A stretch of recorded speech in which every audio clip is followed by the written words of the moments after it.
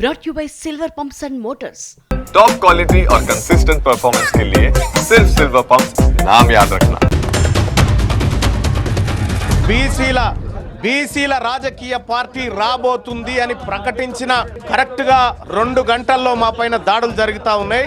ఈ హత్యలకు కల్వకుంట్ల కవిత గారు బాధ్యత వహించాలి. ఈ హత్యాకాండకు, ఈ హత్యా ప్రయత్నాలకు ఆవేశం వచ్చి మా కార్యకర్తలు, మా నాయకులు ప్రజాస్వామ్యబద్ధంగా ప్రొటెస్ట్ చేయడానికి వచ్చింది. అయితే మీరు కాల్పులు జరుపుతారా? సామాన్య ప్రజల మీద కాల్పులు జరిపేంత అంత క్రూరత్వం ఎందుకు? తెలంగాణ రాష్ట్రంలో మా బీసీలను వాడుకునేటువంటిది. వీళ్ళతో వియ్యం పొత్తు లేదు, వీళ్ళతో కయ్యం పొత్తు లేదు, వీళ్ళతో కంచం పొత్తు లేదు, వీళ్ళతో మంచం పొత్తు లేదు అనేటువంటిది. మంచం పొత్తు అంటే వియ్యం పొందడము, పిల్లనిచ్చి పుచ్చుకోవడం అనేటువంటిది. అంటే నువ్వు ఇంటెన్షనల్ గా బీసీ ఉద్యమాన్ని దెబ్బగొట్టాలని ఈ కార్యక్రమాన్ని పెట్టుకుంటున్నావు. ఖచ్చితంగా ఎదుర్కొని చూపిస్తాం. అంటే ఒక ఆడబిడ్డను ఎంత మాట పడితే అంత మాట అనేసి ఇది తెలంగాణ పదజాలం ఇట్లనే ఉంటుంది, గట్లనే ఉంటుంది అని అంటే ఇది మీ టీవీ కాదు, మీరు మేకప్ వేసుకొని వేసే డ్రామా కాదు. ఇది రాజకీయము, ఇది ప్రజాస్వామ్యము.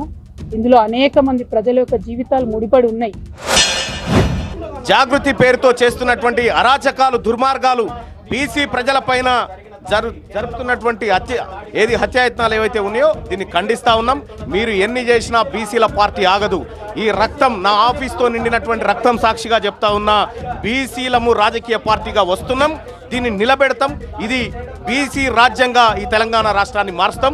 దీన్ని అణచివేయడానికి కుట్ర చేస్తున్నటువంటి వ్యక్తులు ఏదైతే ఉన్నారో వాళ్ళని ఖచ్చితంగా రాజకీయంగా ఎదుర్కొంటారు. ఏం మాటలు ఇవి? అంశం మీద మాట్లాడాలనుకుంటే, ఇష్యూ మీద మాట్లాడాలనుకుంటే ఇష్యూ బేస్డ్ మీద మాట్లాడండి.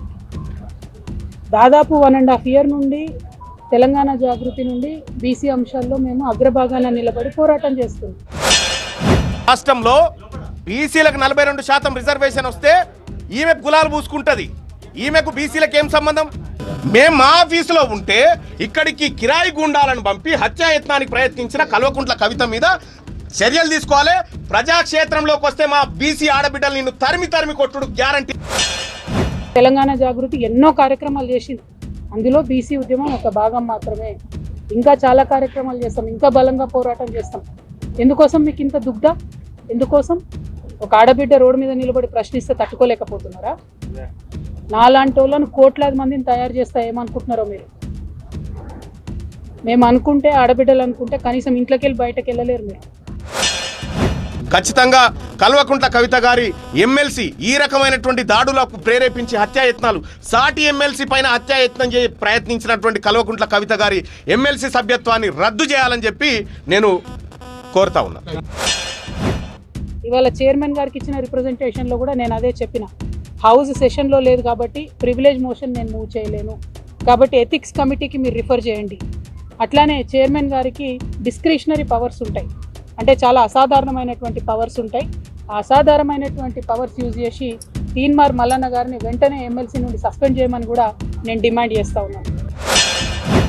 సిగ్గుండాలే అంటే మా మీద హత్యాయత్నాలు చేసి, మా మీద కాల్పులు చేసి, మా మీద దాడులు చేసుకుంటూ ఇంకా సిగ్గు లేకుండా డీజీపీని కలవడానికి పోతున్నటువంటి వ్యక్తులు ఎవరైతే ఉన్నారో వాళ్ళకి చెప్తా ఉన్నా. రక కాదు, నాకు భాష తెలియక కాదు, కానీ కంట్రోల్లో ఉండాలి, లిమిట్లో ఉండాలి, ప్రజాస్వామ్యబద్ధంగా ప్రశ్నించాలి. అది వదిలిపెట్టి మీరు ఏది పడితే అది మాట్లాడతామంటే మాత్రం మేము ఇక్కడ ఊరుకోము. ఏదో ఆడబిడ్డ కదా, ఓ సంస్థ నడుపుతుంది కదా, ఆమెను ఏదన్నా ఎవరుంటారు వెనుక అనుకున్నారేమో. నా వెనక లక్షలాది మంది తెలంగాణ ఆడబిడ్డలు ఉన్నారు, నా వెనుక లక్షలాది మంది తెలంగాణ అన్నదమ్ములు ఉన్నారు. నేను మామూలు ఆడబిడ్డను కాదు చెప్తున్నా. అగ్గి రవ్వనై రగులుతా ఎక్కువ తక్కువ వేస్తే. తీన్మార్ మల్లన్న గారు జాగ్రత్త, నేను చెప్తున్నా, జాగ్రత్తగా ఉండండి.